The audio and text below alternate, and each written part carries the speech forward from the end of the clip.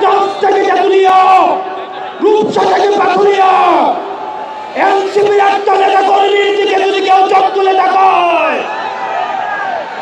আমরা তাকে রাজনৈতিকভাবে মোকাবেলা করব।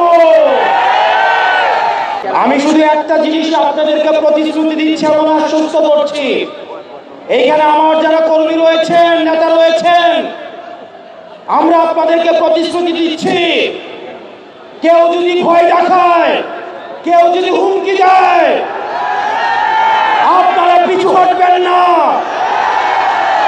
আমরা জানি এলাকায় এলাকায় আপনাদেরকে বাধা দেওয়া হচ্ছে, এনসিপির কর্মীদেরকে বাধা দেওয়া হচ্ছে।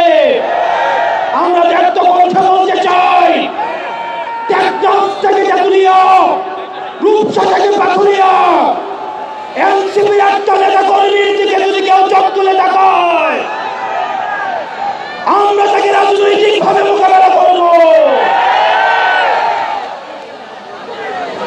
এনসিপির কর্মী এবং সহযোদ্ধারা, পরবর্তীতে আমাদের আহ্বায়ক এবং সদস্য সচিব প্রয়োজনীয় দিক নির্দেশনা দিবেন। আমাদের যদি জীবন চলে যায়, আমরা তাদের দিক নির্দেশনা বাস্তবায়ন করব।